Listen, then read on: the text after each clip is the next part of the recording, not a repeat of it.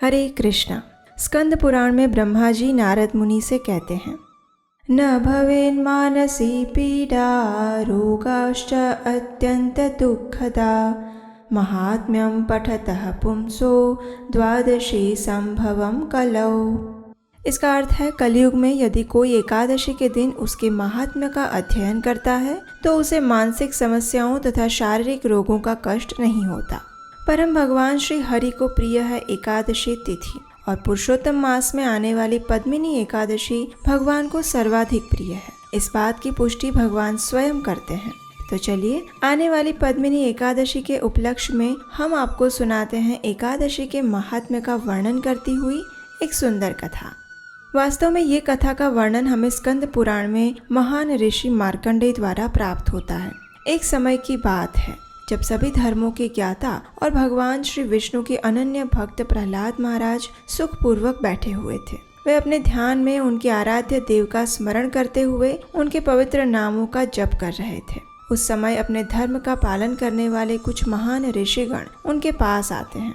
वे सब ऋषि मुनि उन्हें प्रणाम करते हैं और इस प्रकार कहते हैं, हे भगवान श्री हरि के प्रिय प्रहलाद जी, कृपया आप हमें कोई ऐसा साधन बताएं जिससे ज्ञान, ध्यान और इंद्रिय निग्रह के बिना ही भगवान श्री विष्णु की विशेष कृपा प्राप्त हो सके।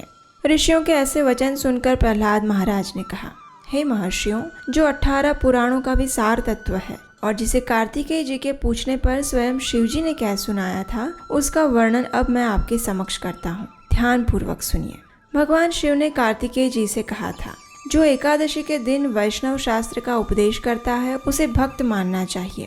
जिसे एकादशी के दिन जागरण में निद्रा नहीं आती और जो उत्साह पूर्वक नाचता और गाता है वह विशेष भक्त है।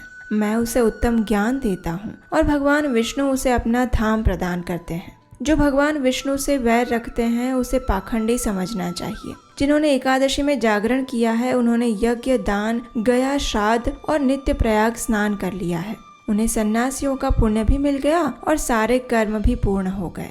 जो एकादशी के दिन ऋषियों और वैष्णव द्वारा बनाए गए दिव्य स्तोत्रों और गीतों का गान करके वाद्य आदि के द्वारा भगवान को संतुष्ट करता है उसे भगवान परम आनंद प्रदान करते हैं। और फिर शिव जी कार्तिकेय को इस श्लोक का उच्चारण करते हुए कहते हैं, यह पुनः पठते रात्रौ गीतां नाम सहस्रकं द्वादश्यां पुरतो विष्णुर्वैष्णवानां समीपतः स गच्छेत् परमं स्थानं यत्र नारायणः स्वयं। इसका अर्थ है, जो एकादशी की रात में भगवान के आगे वैष्णव भक्तों के समीप गीता और विष्णु सहस्त्र नाम का पाठ करता है वह उस परम धाम में जाता है जहाँ साक्षात भगवान नारायण विराजमान रहते हैं। इस प्रकार भगवान शिव अपने पुत्र कार्तिकेय से आगे कहते हैं, हे पुत्र, मथुरा और व्रज में भगवान के बाल चरित्र का जो वर्णन किया गया है उसे एकादशी की रात्रि में भगवान के समक्ष पढ़ने से जो पुण्यफल मिलता है उसका वर्णन मैं स्वयं नहीं जानता। भगवान के समीप गीत, नृत्य तथा स्तोत्र पाठ करने से जो पुण्यफल मिलता है वही इस कलयुग में एकादशी के दिन रात्रि में जागरण करके भगवान के समक्ष विष्णु सहस्त्र नाम, भगवत गीता और श्रीमद् भागवतम का पाठ करने से हजारों गुना अधिक होकर मिलता है। जो जागरण काल में मंजरी सहित तुलसी दलों से भक्तिभाव पूर्वक भगवान की पूजा करता है उसका पुनः इस संसार में जन्म नहीं होता। श्री कृष्ण से बढ़कर कोई परम भगवान नहीं है, उनके दिन से बढ़कर कोई दिन नहीं है और एकादशी से श्रेष्ठ कोई व्रत नहीं है। जहाँ भागवत शास्त्र है भगवान के लिए, जहाँ एकादशी में जागरण होता है और जहाँ शालिग्राम शिला स्थित होती है वहाँ साक्षात भगवान उपस्थित होते हैं। तो इस प्रकार शिवजी द्वारा एकादशी का संक्षेप में महिमा गान किया गया। जब प्रहलाद महाराज के मुख से उन ऋषियों ने इसे सुना तो उन्होंने धन्यता का अनुभव किया और स्वयं इस एकादशी तिथि का निष्ठा पूर्वक पालन करने का संकल्प लेकर वे सब इस एकादशी महिमा का गान अन्य स्थानों पर करने के लिए वहां से चले गए। तो ऐसी ही परम पावनी एकादशी तिथि का आगमन बस हमारे द्वार पर होने ही वाला है और ये एकादशी है पवित्र पुरुषोत्तम मास के शुक्ल पक्ष में आने वाली अत्यंत दुर्लभ पद्मिनी एकादशी। दुर्लभ इसलिए क्योंकि एक तो ये सबसे अधिक पुण्यशाली है और ऊपर से ये 3 वर्ष के बाद आती है। इसलिए भक्ति में प्रगति करने की इच्छा रखने वाले सभी मनुष्यों को इसका निष्ठा और नियम पूर्वक कठोरता से पालन करना चाहिए। इस दिन अधिक से अधिक हरे कृष्ण महामंत्र की माला का जप करना चाहिए। यदि आप प्रतिदिन 4 माला का जप करते हैं तो उस दिन 8 माला करिए। अगर 8 माला करते हैं तो उस दिन कम से कम 16 माला करिए। और अगर आप प्रतिदिन 16 माला का जप पहले से ही कर रहे हैं तो 25 या 32 माला करिए। लेकिन अधिक से अधिक मात्रा में हरे कृष्ण महामंत्र का जप करना अत्यंत आवश्यक है। इस दिन भगवान के समक्ष बैठकर श्रीमद् भागवतम से भगवान की बाल लीलाओं को पढ़ना चाहिए और इसके साथ साथ भगवत गीता के 15वें अध्याय का भी पाठ करना चाहिए।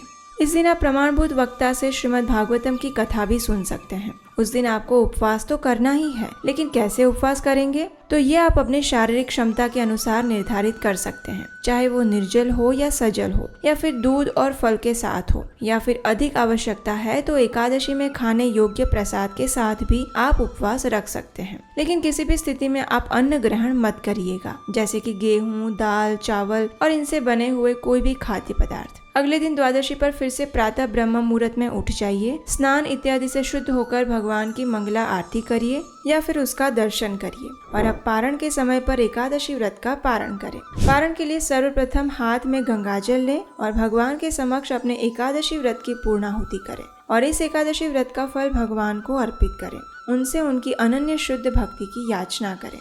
अगर संभव है तो घर में किसी सुयोग्य ब्राह्मण या वैष्णव को आमंत्रित करें और उन्हें भगवान को अर्पित अन्न युक्त भोजन प्रसाद अर्पित करें। उसके बाद अपनी क्षमता अनुसार उन्हें कुछ दान दें। एकादशी के पारण पर दान देना अत्यंत आवश्यक है। इससे आपके धन का शुद्धिकरण होता है और आपको एकादशी का संपूर्ण फल प्राप्त होता है। ये सारे कार्य होने के बाद अब आप भी भगवान श्री कृष्ण को प्रार्थना करते हुए स्वयं व्रत का पारण करें। भगवान को अर्पित भोजन प्रसाद ग्रहण करें। इस संपूर्ण एकादशी के पालन के समय पर एक बात हमेशा याद रखें और वो है आपकी चेतना। इस दिन आपकी चेतना मात्र श्री कृष्णमय ही होनी चाहिए। उसमें किसी भी व्यक्ति के प्रति द्वेष, क्रोध, अहंकार, ईर्ष्या इत्यादि नहीं आने चाहिए। अनावश्यक बातें भी नहीं करनी चाहिए और जो जरूरी ना हो ऐसे कार्य भी छोड़ देने चाहिए। अगर आप इस प्रकार संपूर्ण मन और प्रयत्न पूर्वक सदैव भगवान का स्मरण करते हुए इस पद्मिनी एकादशी का पालन करेंगे तो आपको अपनी चेतना में एक नवीन ऊर्जा का संचार होते हुए दिखेगा। और अगर आपको ये अनुभव होता है तो समझ लीजिए कि आप अपनी भक्ति की सीढ़ी में एक कदम आगे बढ़े हैं। अगर आप इस चैनल पर पहली बार आए हैं तो आपके अपने इस चैनल को सब्सक्राइब करना मत भूलिएगा। और अगर आप इस कार्य में हमारी सहायता करना चाहते हैं तो स्क्रीन पर दिए गए नंबर पर आप हमें अपना आर्थिक योगदान भेज सकते हैं। तो चलिए आने वाली इस अधिक मास की विशेष पद्मिनी एकादशी का संपूर्ण श्रद्धा और निष्ठा पूर्वक पालन करते हैं और परम भगवान श्री कृष्ण से याचना करते हैं कि वे हमें उनकी शुद्ध प्रेमा भक्ति प्रदान करें। हरे कृष्णा।